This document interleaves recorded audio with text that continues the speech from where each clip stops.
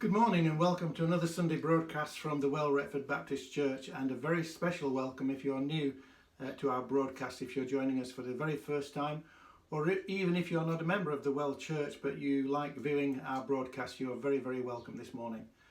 Got a great service lined up today. Mark Gilmore is going to be doing our preach on the gifts of the Holy Spirit, and Charity Maffalul is going to do our prayers of intercession. Several weeks ago, Paul Morley, a dear friend of ours and a friend of the church, passed away and went to be with the Lord up there in heaven in glory. And we do miss him, but we know he's in a really, really good place. But we'd like to do something to remember him.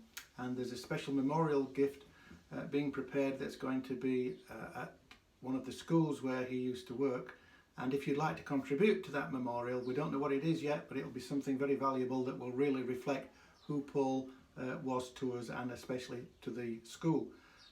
Cheques made payable to Christine Morley and sent directly to her, or you can send them to the church and we'll pass them on. So that's cheques in memory of Paul Morley made out to Christine Morley, and we'll pass them on. Margaret. So before we begin our worship, I just want to bring a little thought to you, and it's from Matthew 7 verses 7 to 11, quite a familiar passage to some, but I'm reading it from the Message, and it feels a little bit different.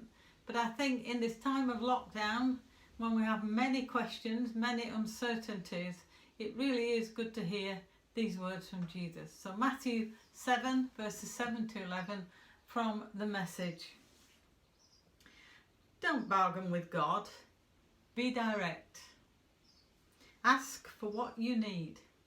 This isn't a cat and mouse hide and seek game we're in.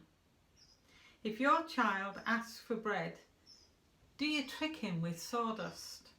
If he asks for fish, do you scare him with a live snake on his plate? As bad as you are, you wouldn't think of such a thing. You're at least decent to your own children. So don't you think the God who conceived you in love will be even better? With many questions we've got, let's bring them to Jesus. Any needs we've got, let's ask in prayer. Our God is a God of provision and knows all things.